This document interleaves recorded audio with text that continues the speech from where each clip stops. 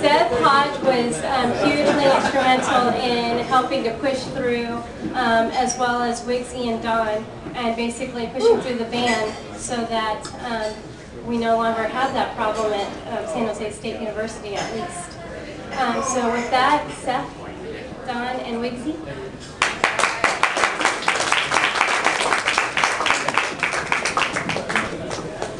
Good evening. Oh, wow.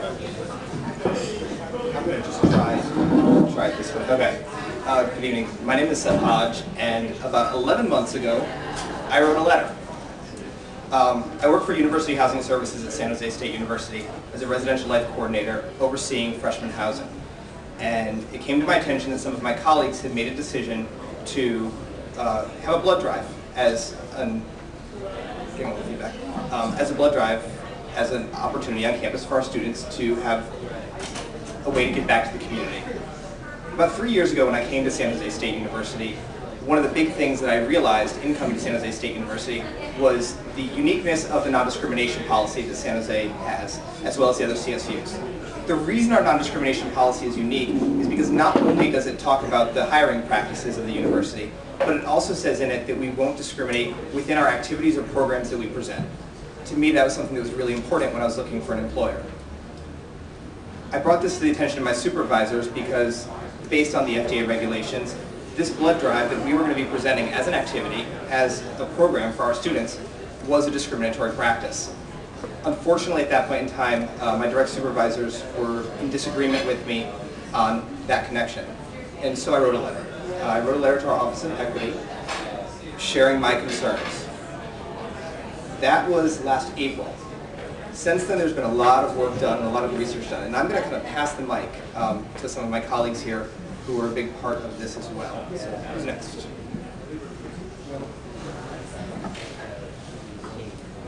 Well, let me say that I'm with an organization called BAMEC, and one of the things that we have been doing is waiting for a long time to wait for a Seth Hodge.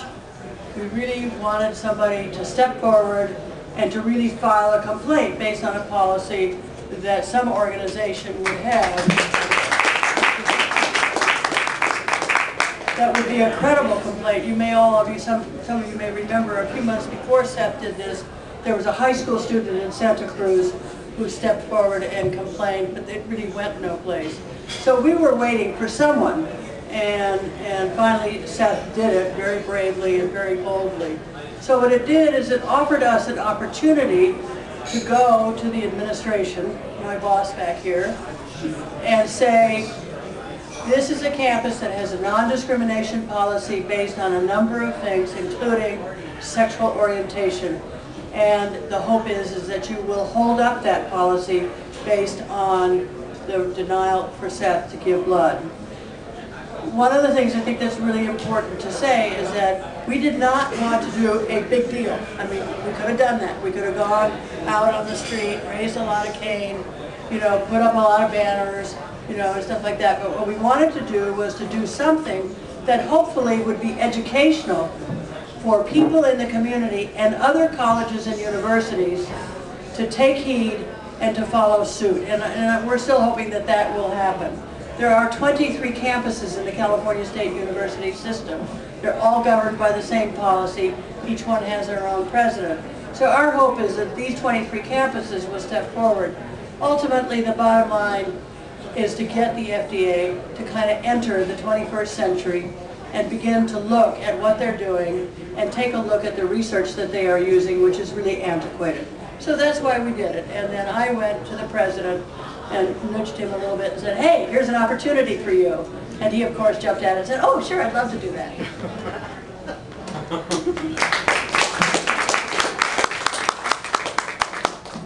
Wiggsy's walking around with pneumonia, so we probably need to get her home tonight. She's had bronchitis and I don't know what else for weeks and weeks, so we're going to be sure she gets home and gets some rest. I'm Don Kassing, and I wanted Seth to go first because I think he just deserves enormous recognition for what he was willing to do. And so I'm going to thank you in front of everybody here because you started this. And you deserve this enormous credit for raising this issue and having the guts to do it. I'll always appreciate that and admire you for that. Weegsy and I go back at least 15 years and have spent hours at different times on different issues. And we're good friends. Sometimes you get lucky in this business, you get to work with good people, and sometimes you get even luckier, you get to become friends. And, as Weegsy described, she brought this issue, and of course Seth had filed his letter, I want to say complaint. And the organization tried to wrap it up and bury it, in a sense, and it got trapped in all the bureaucracy in a large university. And I had heard about it, but I hadn't seen it. And Weegsy came to see me, and she was patient enough to say, Don, here's the issue. And so to give you a sense of what we did, it's an issue, quite honestly, it was an issue that I was not really familiar with. I mean, I had a sense of it, but not really familiar with it. And so we put a couple people on it to dig into it and do label it research on it. We got a good sense of the scientific arguments that are going on both sides of this, and the dialogue that has taken place between the Red Cross and the FDA and the I want to say AMA, but I think there's another medical organization that is associated with this discussion, and I can't think of their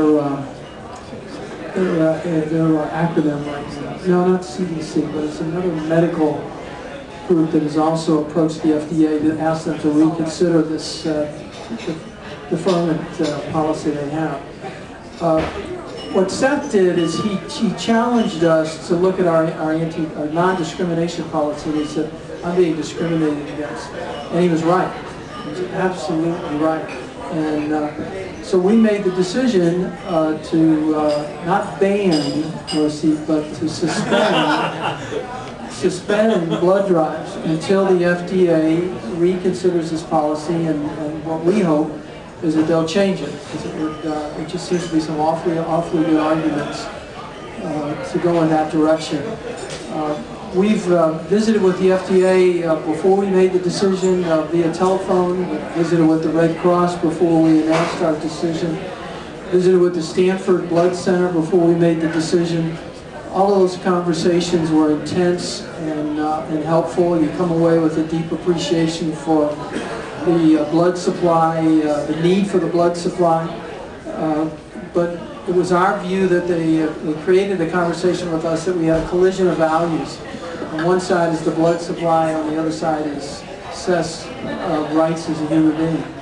And it was okay to override his rights because you had to collect blood. We felt that we couldn't do that. So that's kind of the fundamental issue that we work with. We were in multiple conversations on the campus with our academic senate that supported us just from the very get-go. They were right with us.